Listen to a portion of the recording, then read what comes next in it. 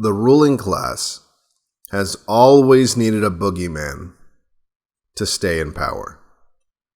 They need a reason for you to give up your freedoms in trade for safety they say they can provide. Many people are familiar with George Orwell's illustration of this in 1984 when the state told the people they were at war with East Asia. And they've always been at war with East Asia, until the state tells the people that they are at war with Eurasia, and they've always been at war with Eurasia. Without a common enemy to unite the people, to motivate them to hand over their freedom to their oppressors, to keep them safe from this enemy, the people will begin to wonder if maybe the real enemy isn't the ruling class itself. In my lifetime as an American, I've watched this boogeyman as it changed, depending on which freedoms and resources the parasitic ruling class wanted to extract from the American people. It also changed based on which faction of the ruling class was in charge. When I was a kid, for example, it was the Soviet Union and nuclear war.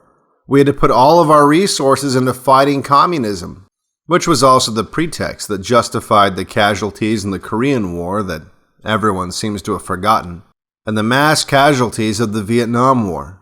And it's why we had to do drills where we would hide under our desks in class, and why we learned that if there was a blast and radioactive fallout had contaminated the water, that we could drink the water from the back of the toilet, because somehow the ceramic toilet would stop the radiation. This all had to come to an end when the Soviet Union collapsed. The boogeyman would have to change, and if it had to be invented, the ruling class, they were used to that. Take, for example, America after 9/11. 9/11 was all about creating a new boogeyman to rally the public behind the interests of the ruling class. Just like with communism, radical Islam, it could be argued, did pose a threat to the West. These boogeymen work best if there's at least some element of truth. When it came to Islam, the element of truth was the patriarchy that had given the West the Industrial Revolution and the wealth that followed had also, out of ruling class greed, given us feminism. The ruling class wanted twice the workers at half the price, and had accomplished this goal by pushing feminism after World War II. And it came with some side effects that made the West vulnerable to more patriarchy-centric competitors like those in the Arab world, who just so happened to be threatening the ruling class's favorite little ethno-state in the Middle East. So the new boogeyman was radical Islam. They hated us for our freedom and had to be destroyed. And by the way, we need to start spying on you to keep you safe from the threat. We need you to give up your freedoms to keep you safe, they said. And your sons will have to die by the thousands so that the threat doesn't come to our shores, they told us. This would be the boogeyman during the Bush years, and to some extent during the Obama years. However, Obama himself had ties to the Muslim world. I mean, his head of his CIA, John Brennan, was a Muslim himself. There was also the problem with maintaining this Islamic boogeyman now that refugees were flooding into the West. The ruling class that had pushed feminism to get 2 workers for the price of 1 had also accomplished another goal, a sharp decline in the native birth rates, lowering the amount of new high IQ competitors that might challenge their goals. But a drop in total population was unacceptable. They needed steady growth. There must always be more and more consumers to buy their products, and more and cheaper and more docile workers to work at their factories. The flood of these so-called refugees was changing the genetic makeup of the cattle in ways that benefited them. And they couldn't have the native population fighting against this change. So in an amazing accomplishment of doublethink, they managed to maintain the boogeyman of Islamic extremism while simultaneously introducing the social shame of Islamophobia. Radical Islam had to be smashed to keep the threat from our shores, unless, of course, it moved in next door and began raping the neighborhood children, in which case it needed to be loved and welcomed and accepted and tolerated. And while this doublethink has worked amazingly well on the broken minds of the Western people, it demonstrates the flaw in boogeymen that involve other countries or other peoples. Especially if you're a globalist. A globalist wants to have only one people, one country, one world. And while infighting among these people is useful, you still need a single boogeyman that unites all of them. So today I'm going to show you how the globalist propaganda of the ruling class changed from 1951, the boogeyman used in 1951 to control the public in the West, to 2008, a new boogeyman that will be used on the entire planet. One of the more successful propaganda pieces designed by globalists in the 1950s was the film The Day the Earth Stood Still, written by Edmund Hall North, who, in addition to being related to Oliver North, got his start in film by producing propaganda films for the U.S. Army during World War II. He would also later help Francis Ford Coppola rewrite history with their film Patton, which completely whitewashed Patton's assassination and many of his controversial opinions about World War II. We'll dive into that some other time. It was produced by Jewish filmmaker Julian Blaustein, who also got his start making films for the U.S. Army during World War II, and directed by Jewish director Robert Weiss, who also directed the multicultural hit West Side Story and other cleverly subversive films like The Sound of Music. In fact, most of his movies push narratives of multiculturalism and globalism in one way or another, and I'll probably have to cover them in the future. This 1951 propaganda piece was so effective that even though it was 50 years old, I was required to watch it twice in government schools. Once when I was only in second grade. But eventually, even the best propaganda begins to feel stale, so they remade the film in 2008. But like with most remakes, it didn't hold up to the original or to the test of time. But it still gives us a good contrast between the messaging in 2008 and in 1951. How had the propaganda changed? What were the new objectives of the globalists? Who was the new boogeyman? Not more than 2 minutes in, and the world is being depicted as this single entity, working together, tracking the same phenomenon, a UFO.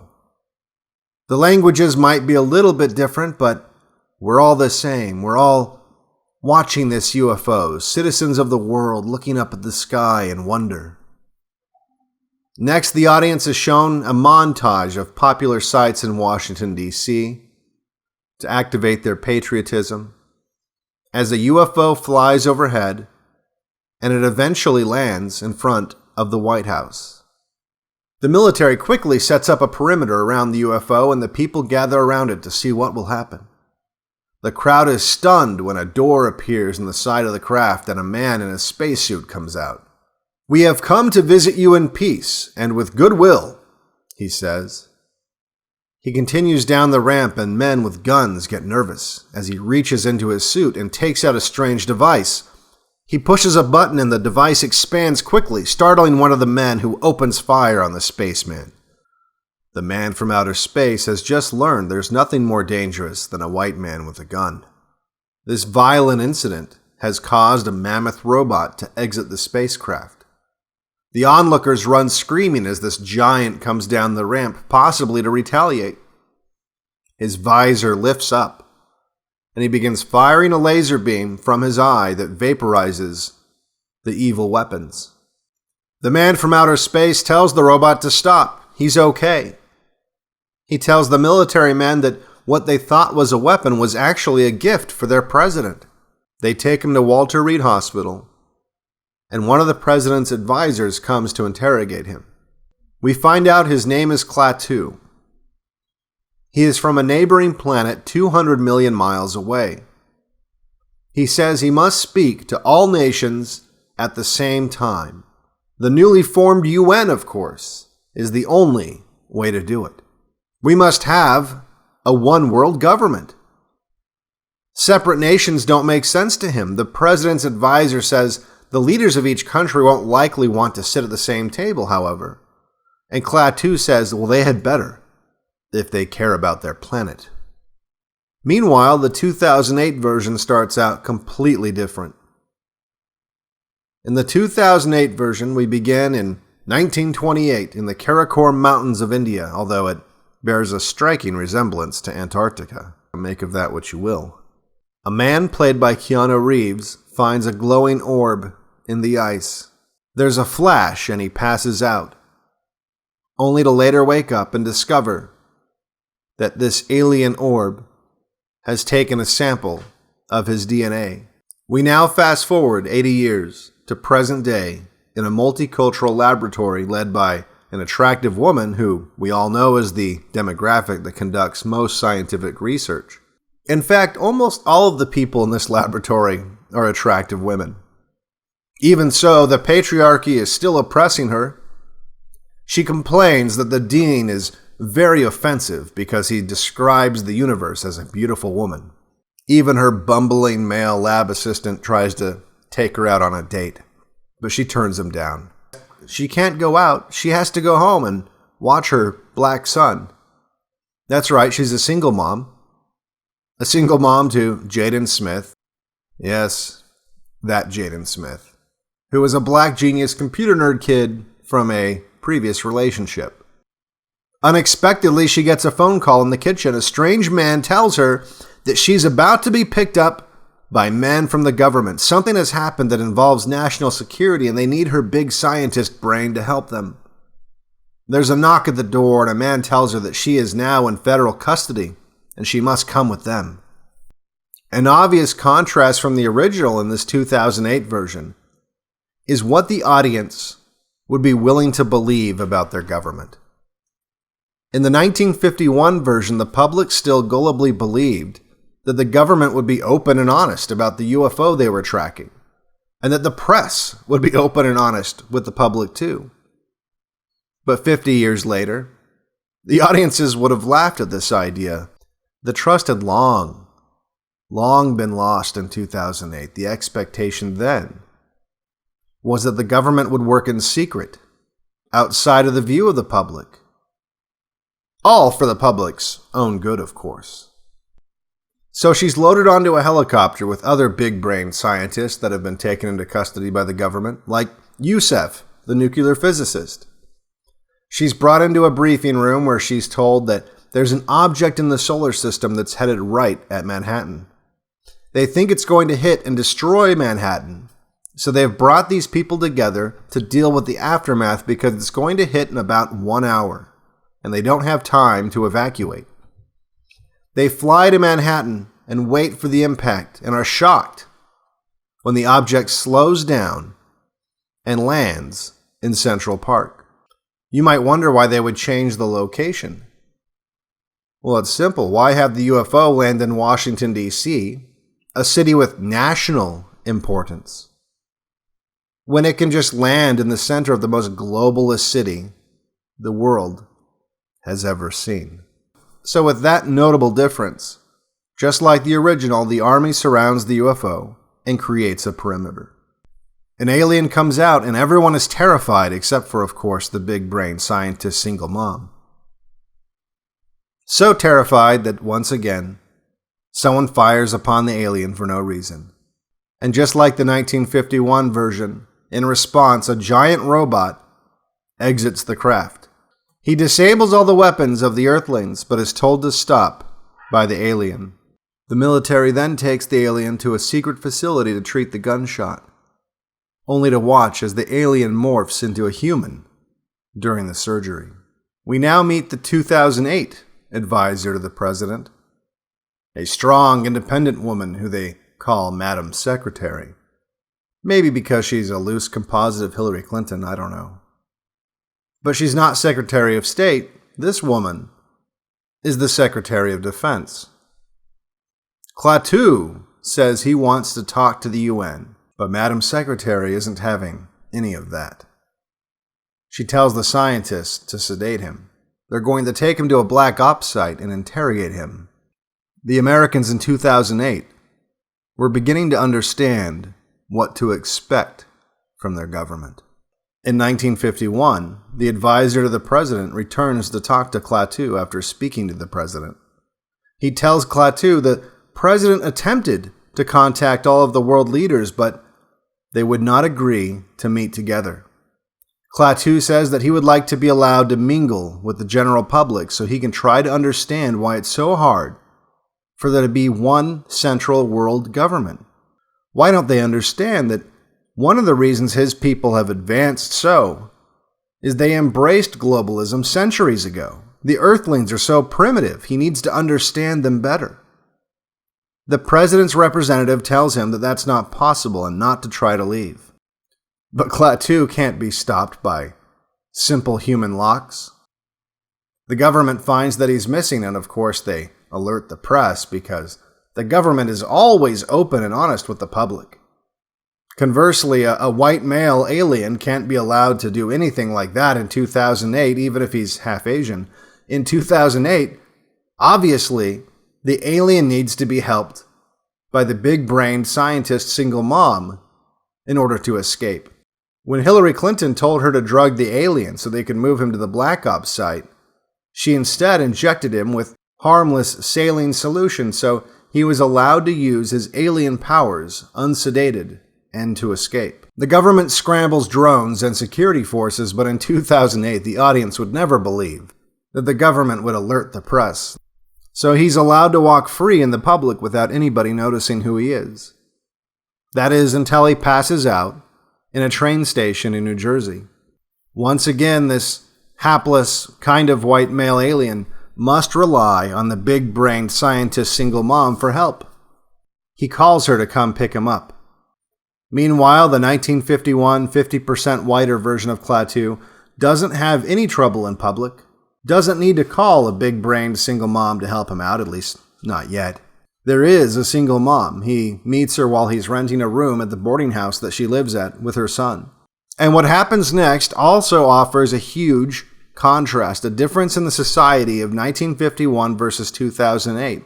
The single mom has a date planned, but nobody to watch her son. And even though she doesn't know this strange man who just started renting a room next to hers, she feels perfectly safe leaving her son with him. Imagine living in a society where that's even remotely possible. That level of trust that's in your DNA, despite being beaten down little by living among strangers, was alive and well in 1951. Her son, Bobby, shows Klaatu around Washington, D.C. They go and worship at the Lincoln Temple. He says that's the kind of man he wants to talk to, and asks Bobby, who is the greatest thinker in America? And Bobby tells him, well, that's easy. Of course, it's the Jewish scientist played by Shalom Jaffe, who you might remember played a Jewish scientist in Gentleman's Agreement. In 2008, Shalom would be replaced by an aging Monty Python star, John Cleese, who, a decade after this film, would get in trouble for noticing that London wasn't London anymore. At any rate, back in 1951, we learned that the reason Klaatu has come to Earth is that in 1951, the boogeyman is nuclear war. Klaatu says he knows the humans have developed nuclear weapons and the Earth must be destroyed if it can't operate peacefully as a global system. The only thing that can save the humans from themselves is globalism.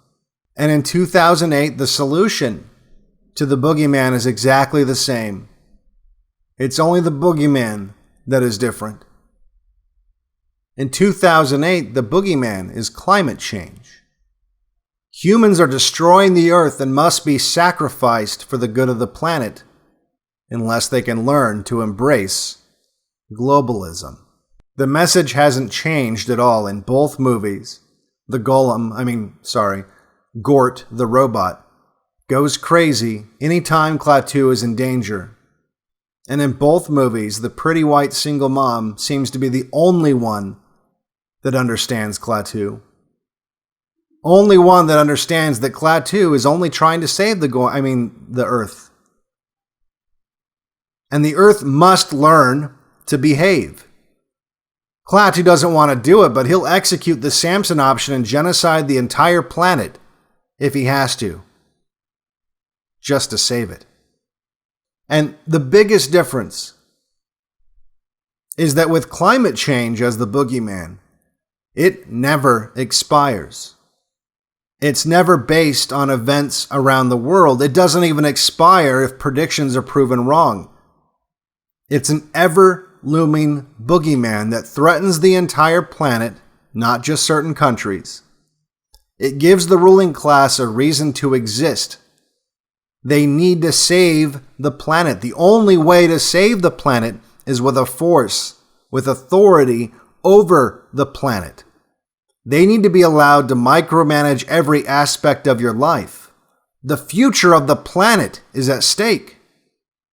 And if people don't change their ways, if they don't hand over their freedoms in trade for this security, well, perhaps their guns will have to be taken by force, and they'll have to be destroyed. All for the good of the planet, of course. For BlackPilled, I'm Devin Stack. If you like my videos, make sure you like and subscribe. Make sure you share. If you want to support my work, you can grab a copy of my book, also an audiobook, links in the description. You can send crypto to one of the addresses below, or you can go to patreon.com/BlackPilled or Subscribestar.